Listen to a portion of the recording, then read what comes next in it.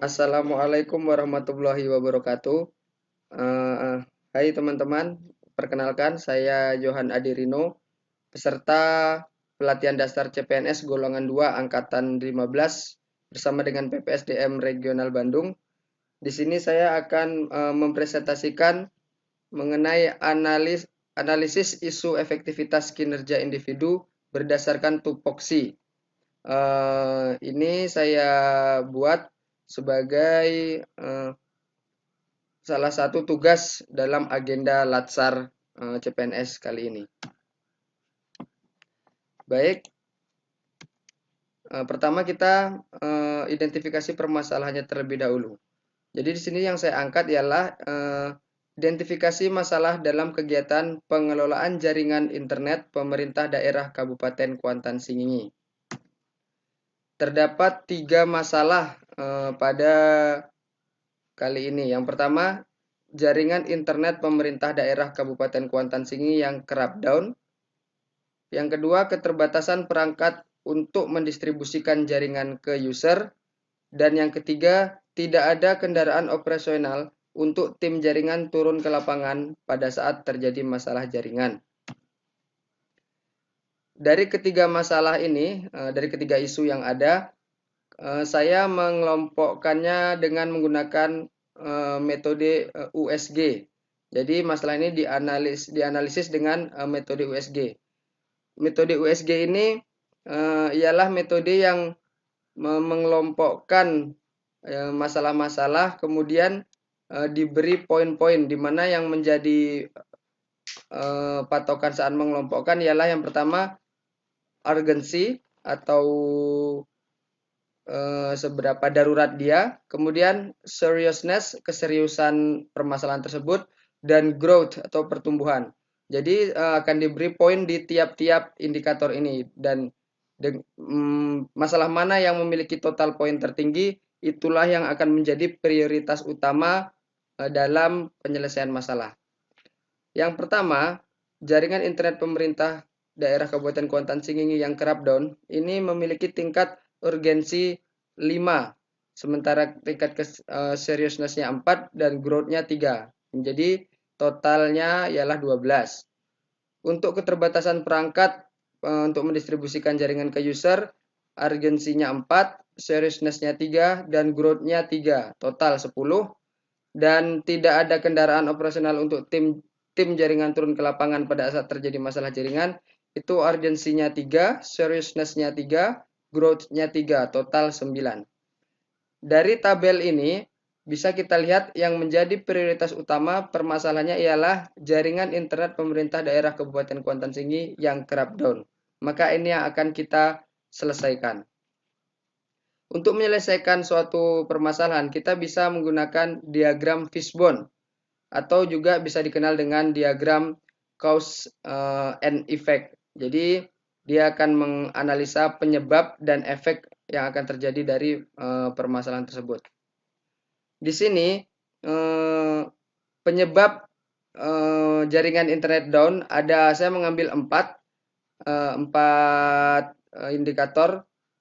Pertama metode, kedua manajemen, ketiga manusianya, dan yang keempat perangkat jaringannya.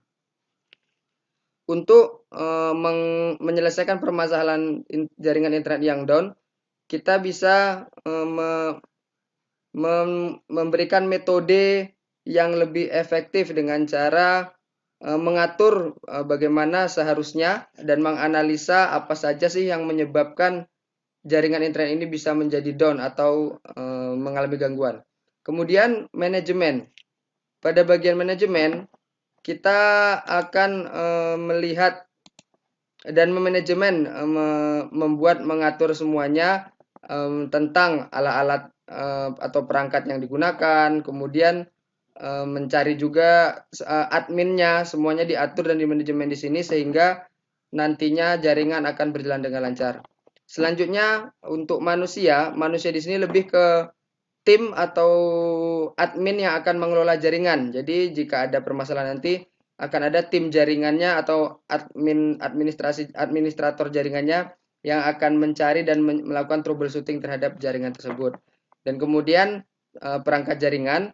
Ini di sini akan dilihat biasanya jaringan internet itu akan mengalami masalah jika perangkat jaringannya itu sudah rusak atau sudah tidak layak pakai. Selanjutnya dari masalah tersebut kita bisa melakukan pemecahan masalah. Di sini saya menggunakan metode SWOT. SWOT itu ialah strength atau kekuatan, weakness atau kelemahan, opportunities atau peluang, dan threats atau tantangan. Yang pertama, strength atau kekuatan. Kekuatan yang akan didapat atau akan timbul jika bisa menyelesaikan permasalahan ini. Yang pertama, lancarnya kegiatan yang membutuhkan koneksi internet. Dan yang kedua, terselenggaranya kegiatan e-government.